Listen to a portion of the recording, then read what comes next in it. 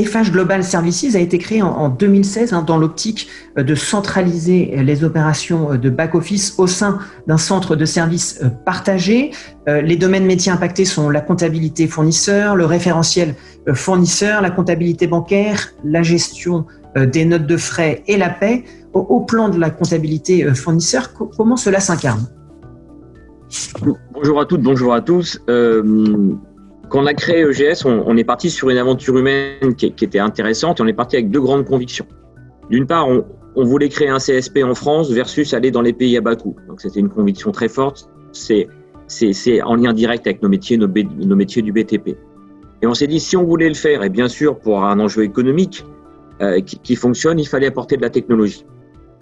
Donc notre point de départ de 2016, c'est 0 facture en EDI, 0 dématérialisation, 0 technologie et les 2,4 millions de factures sont sur tous les chantiers. Donc, vous voyez, on part sur une situation qui est assez intéressante quand même. On part sur une feuille blanche. Voilà, là, vous avez rencontré Pierre Méraud. En 2016 pour l'aventure et on est parti. À l'époque, il y avait le client qui était signé, c'était Air France, c'était une nouvelle technologie. Voilà. Donc, j'ai trouvé que c'était très intéressant. Donc, j'ai fait confiance à TradeShift. Je suis très très heureux du partenariat qu'on a signé et qu'on a toujours avec TradeShift parce que je pense que c'était la bonne solution à l'époque. Et donc, on part sur une feuille blanche et il faut commencer l'onboarding. Donc, de l'EDI, donc Stéphane Fitoussi qui en a parlé, donc ça m'a fait plaisir parce que le premier fournisseur qu'on a eu, c'était Adecco. Donc, voilà, donc avec Stéphane, toutes les équipes ont travaillé. Ça a été très long, mais on a réussi. Et aujourd'hui, les flux se passent de façon tout à fait normale, tout à fait régulière, et on voit tout le travail qui a payé. Et puis, on a aussi travaillé sur les petits fournisseurs, bien sûr, pour les onboarder. En partant de zéro, aujourd'hui, donc en 2020, on a 700 000 factures donc sur nos 2,4 millions qui sont des factures dématérialisées sur la plateforme TradeShift. Donc, comme le disait Stéphane tout à l'heure dans son propos, ça prend du temps. On passe pas de 0 à 10% ou 20% comme ça en claquant des doigts. C'est beaucoup de travail, mais quand on met l'énergie dans la bonne direction, avec des partenaires, avec une solution technologique extrêmement fiable, on arrive à des résultats extrêmement probants. On a revu tout le processus P2P, donc de la commande au paiement.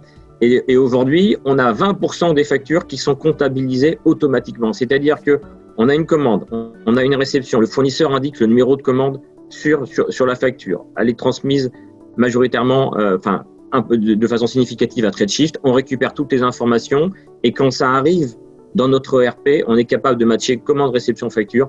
Pas d'écart prix-quantité, 20% de factures comptabilisées automatiquement. C'est grosso modo pratiquement 500 000 factures qu'on comptabilise automatiquement. En 2016, on était à 0.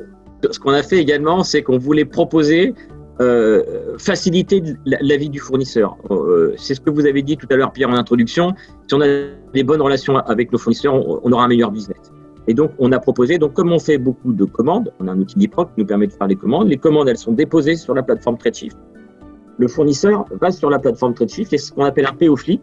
Il va flipper la commande qui va devenir une facture. Il a juste à rentrer son numéro de facture. C'est terminé. Je crois, au normal, c'est moins de 30 secondes pour le faire. Et donc là, il n'y a plus de problème du référentiel, justement. Est-ce que je facture à la bonne entité juridique ? Est-ce que c'est la bonne BU, etc.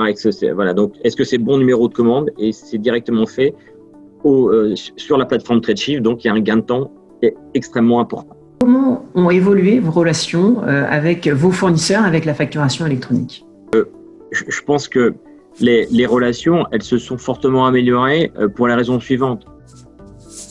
La plateforme TradeShift, on a donné à nos fournisseurs la même image de la comptabilité que nous. Donc en fait, on a une transparence totale. Ils savent, tout à l'heure, Stéphane Fitoussi a fait allusion sur les statuts des factures.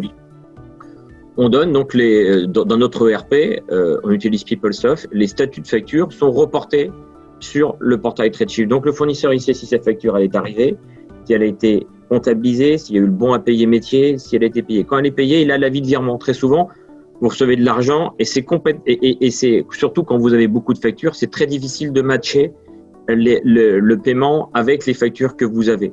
Et donc là, il y a l'avis de paiement. Donc en fait, on a une solution qui est 100% transparente. Tout à l'heure, Pierre en a parlé également, c'est une solution gratuite. C'est jamais mal d'offrir une solution gratuite à ses fournisseurs. En tout cas, ça part d'un bon état d'esprit. Et avec la simplicité du PO Flip. Donc on arrive sur des solutions technologiques très, très, très importantes. très simple d'accès et finalement où tout le monde est gagnant.